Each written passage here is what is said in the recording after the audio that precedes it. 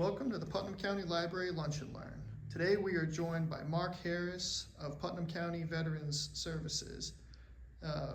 We'll be discussing an introduction of VA benefits for veterans and surviving spouses. Take it away, Mark. Hey, well, good morning or good afternoon now. Thank you for inviting me to be here today. This is just going to be a kind of introduction into VA benefits. First of all, I'm the Putnam County Veteran Service Officer. I've been doing it almost 10 years now. I'm also the State American Legion Department Service Officer, so get to be involved with veterans claims or spousal claims. Okay. First thing that is a veteran needs to have the DD-214. That's the very first thing they need. You know, believe it or not, there's a lot of veterans that don't have it, or the family members that doesn't have it. And we can help with getting the DD-214s through the National Archives or through Nashville at the Veterans War Memorials. So there's ways that we can help get it, or we can even look in files if they've had a past claim and see if we can recoup a DD-214. That's very important because that DD-214 is going to talk about when they served and the character of service. And the character of service is very important, okay? With that, if they served during a period of war and the VA's established windows that are periods of war, it opens up a little bit more benefits than a peacetime veteran. We're used to hearing the Cold War where that was during a peacetime period. So that doesn't, afford some of the benefits that a wartime veteran or a wartime period offers. Kind of the first things, the three things that we look at when we talk with veterans is typically healthcare. How do I get enrolled in healthcare? And healthcare is done kind of in three ways. And the first way is it's by household income. If I just want to apply for VA healthcare to have health insurance that I'm not paying premiums for, then it is done by what the household income is. And kind of the formula to keep it simple is, what is the household income? Add up all medical expenses that you've paid out of pocket, household, deduct that from your income, and that gives you an adjusted income. If you're below the VA's threshold, then you're eligible for the VA health care. And that provides the health care, and the annual checkups are free. They'll schedule you for lab work, and then a week later, typically to see a provider, and that's free. But if the veteran is seen for anything after that, then they have copays. To see the provider, it's a $15 copay typically, or 30-day supply of medication is $9. But that's only for the veteran. The other way is if a veteran files for a compensation claim, we can help with that. In other words, a disability. When they're in service, was there a diagnosis of a condition or an injury while they were in service that they were seen for? Or even after the service that wasn't documented, we can help with that too. But a compensation claim, that's typically what everybody hears about. I'm 10% disabled or 20%, whatever it is. The main thing to keep in mind here is that when we file a compensation claim, is that a veteran gets service connected.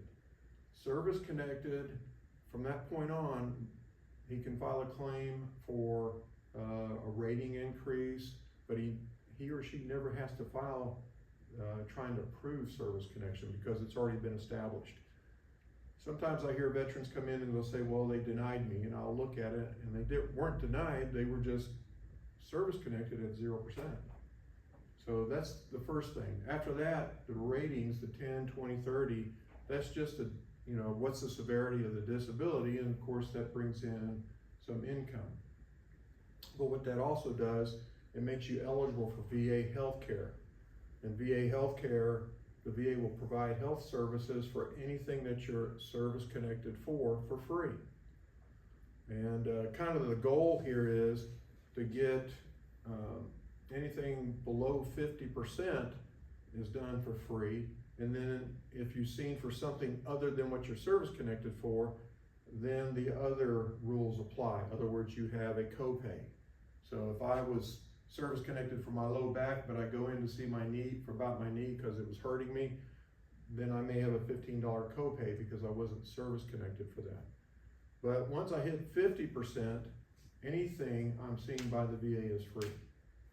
So the goal when a veteran files for service-connected disability, as a minimum for healthcare, to be seen totally free for healthcare, it's at 50% or higher.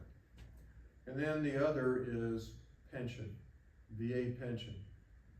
Going back to the initial statement where I said that when we look at a DD 214 and we're looking for wartime service or peacetime service, those who have wartime service are eligible to apply for VA pension. Peacetime veterans are not. Even surviving spouses of a peacetime veteran are not eligible for survivor spouse pension. So as a veteran that served one day during a period of war, didn't have to go to war, just one day in, could have been in basic training, the first day of basic training. And now all these years later, they're eligible for VA pension. VA pension, much like VA healthcare, is done by household income. And if the veteran is below the VA threshold, again, then they qualify for VA pension. Kind of the difference here is, if we have the threshold and we'll say hypothetically, let's say that the threshold is, and we'll keep it simple, $1,000, and then after all said and done, your adjusted income is $800. Well, that $200 difference a month is possibly what you get for VA benefits. The maximum amount would be $1,000 if you had nothing left. Again, they use the same formula. Household income minus all out-of-pocket medical expenses gives you the adjusted income, and then so they determine where at below that threshold you're at, and that's what your VA pension is. The beautiful thing about VA pension, even though you get, it's not as much as far as income, all your VA healthcare is free. So for the veteran receiving VA pension, healthcare in the VA is free. So those are the kind of real quick 3 things that when somebody walks in the office that they're really looking for: healthcare, compensation, or VA pension. Now, for surviving spouses of a veteran, we help work with claims for them too, for family members. And again, we need that DD 214. And a lot of times the spouses aren't familiar with their husbands when they were in the military. Some, they weren't even married to their husbands when they were in the military. So it's totally new for them and they don't know where to go, but that's the first thing, is we need that discharge. And a lot of times we have to go out and get the discharge form. But the same thing applies. The difference here is, again, if we talk about a survivor spouse pension, is the spouse eligible for VA pension? The same rules apply. Did the veteran serve during a period of war? And if the answer is yes, much like the veteran applying for VA pension, the same thing is how we do it for the surviving spouse, okay? And the other is, was the veteran service connected? Sometimes the spouses think that their husband was service connected, so they should be able to, they're anticipating that they're gonna get the disability pay their husband was receiving, and the answer is no, they don't. And the purpose for that is the VA takes the surviving spouse as an independent claimant. So the veteran, everything falls under the veteran, and even when we do a claim, the surviving spouse claim falls under the veteran. So now we're gonna file a claim, whether for surviving spouse pension or possibly what's called DIC, dependent indemnity compensation. That is the maximum amount a surviving spouse can get because the veteran died of a service-connected disability. If the veteran died of a service-connected disability and it's on the death certificate, then we're able to file for that. That is the maximum amount that a surviving spouse can get. Right now, it's somewhere in the neighborhood of $1,642 a month for the surviving spouse. If the veteran was service-connected, totally disabled, 100% permanent total for 10 years or more, and he passed, then, and they were married, the surviving spouse and the veteran were married for 8 years or longer, then there's an additional $300 and close to $350 that the surviving spouse is entitled to. If the veteran has been 100% permanent total but less than 10 years, again, the cause of death needs to be listed on the death certificate. There's an area on the death certificate that says cause of death, and there's also another space that says contributing cause of death. As long as it's on the death certificate, that's a service connection, then we can file for what the DIC is for. Again, that's a maximum amount. The beauty about that is now Chant VA becomes a player for the surviving spouse. If the husband, let's say, was not 100%, hypothetically say he was 70 or 80%, and on the death certificate it shows that he died of a service-connected disability, well, health insurance was never a part of the spouse. But now, because it's a service-connected death, Chant VA becomes a player. You get to apply for Chant VA, and Chant VA, I want to say, is a 75-25 policy. So because of the veteran, by being awarded DIC because of a service-connected death. When a veteran's 100% permanent total, hopefully the spouse is already enrolled in Chant VA, because at that point they're eligible for it. So we help with education benefits. We help give direction like Chapter 35 when a veteran's 100% permanent total. Dependents are eligible for Chapter 35, which is basically they get paid a monthly stipend for going to school, whether it's college or going for a certificate, any type of education, higher education. The spouse is eligible, and any dependent children are eligible for the Chapter 35. And we can help with that, get them started with that also. So we wear many hats. We help out with anything that has to do with the VA. We try to help track it down, like Defense Finance and Accounting System, DFAS. If a veteran's retired, we help the family notify DFAS at the time. We can also, if he's receiving retired pay, we help with the paperwork so the surviving spouse can get what's called a month of death benefit from DFAS. And we can also find out if there's any survivor benefit plan, the SBP plan, if they were signed up for it at that time. So we can help out with that area also. There's times too where Social Security, when a veteran is at Social Security, depending on what they're filing for, they'll have a letter that Social Security wants us to check to see if they're eligible for any type of VA benefits, and we do that for them too. If a veteran wants to apply for a home loan, we can help them, get a certificate of eligibility, point them in the right direction. A lot of times, a lot of these things are available online with the VA, but a lot of people we see aren't comfortable with using online. So they'll come to us and we'll help them out with that.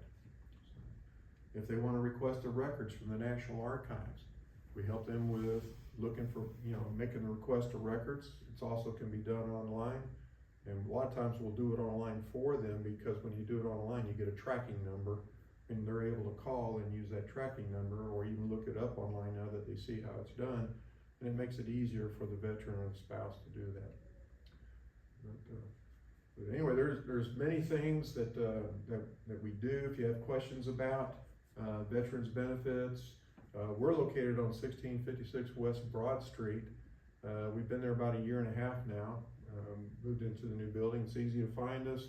We've got a big sign that says Veteran Hall. We've got the service flags and U.S. flags, so we're right off of 70, which is West Broad Street. We do walk-ins. We're there 5 days a week, 8 to 4, and we also do appointments. So if you plan on coming to see us, calling us, and we can schedule an appointment and have you come in. There's 3 of us in the office at this time. Ashley, she takes all the phone calls, makes the appointments. Walk-ins come in, she helps get things started. She can even do requests for documents, so that way she takes care of a lot of that up front. There's Thomas Jacobs and myself. They're the service officers that can help with information and doing the claims. The beauty about within Putnam County is this is what, a full year now, September. There's 4 service officers in the county. Years when I started, there was just 1, and that was me. And then we've grown, so there's 2 that work for the county, myself and Thomas Jacobs, and there's 2 that works for the state at the outpatient clinic, at the community-based outpatient clinic on South Willow. Mike Glass and Brad Halfacre. So it's a little harder probably to get in to see them. They take appointments and they have walk-ins, but you know, with all the traffic that they see with other veterans, if you have a choice. So you can either visit with them or visit with us. We do the same thing in helping our veterans. And so if you got any questions, by all means, I mean, I could be up here talking about things and kind of go on different directions about VA. It's challenging right now. A lot of the claims are taking a little longer. So if you're online and you filed a claim and you haven't heard anything, or it's taken some time, the VA we've been told, have gone through a big transition. It's retainability for the VA is continually a revolving door, it sounds like. So it's taken longer for some of these claims to get done, and I've got some claims that are taking up to a year, unfortunately. Prior to COVID, 3 to 4 months, claim would be decided, but now it's taken some much longer. I've had some, they were decided very quickly. I mean, within a week, I've had some of the DIC claims done within a week. So it's hard to say when you file a claim that when it's going to get done. If you're thinking about filing a claim, excuse me, if you're thinking about filing a claim, the one suggestion I would have is you can, if you use e-benefits, and you can go online, you can file what's called an intent to file. It's the VA form 21-0966. If you file the intent to file, you can do it through e-benefits, or you can visit our office, or you can call the VA directly at 1-800-827-1000. And when you talk to them, they're gonna, again, everything's through the veteran. So even if it's a surviving spouse, you can do an intent to file if you're gonna file a claim. But when they answer the phone, just listen to them, and they're gonna ask 4 questions, and just answer the questions as they ask them. It's gonna be the name or the social of the veteran, name of the veteran, date of birth, or branch of service. And then they'll say, how can I help you? And then that's when you're gonna ask to do an intent to file over the phone. The intent to file gives you up to 1 year to file a claim. So that way, if you need to get a DD-214, or if I need to get some medical diagnosis or medical records, or if I need to, whatever it is you need to do to what we call develop the claim, then that gives you the time to develop the claim. And then when you file the claim, the VA will look at when the claim was filed, or if you have an intent to file. And the beauty about that is, for example, I did an intent to file on 27 July of 2016. I didn't file my claim until 24 July of 2017, which was almost a year to the date. And the VA decided it in January of 2018. They didn't have to pay me back to July of 2017. They had to pay me all the way back to July of 2016. That's what an intent to file does. So it helps protect your filing, so that way you can get some retro pay back as you're trying to develop your claim, get those doctor's appointments, get records and stuff. So if you're considering it, do an intent to file, whether online or calling the VA at 800-827-1000. So, do you have any questions? Unfortunately, I divorced my vet, Well, but I collected widow's benefits from his Social Security, so, okay. yeah. We were married. Do you have any questions? No? All right. Again, if you need to reach us, we're at 1656 West Broad Street, Monday through Friday, 8 a.m. to 4 p.m. Our phone number is 931-526-2432. All right, thank you very much. Thank you. I'm used to going to places that have a lot of questions. Well, do you know that, a former spouse of that? Yeah, no,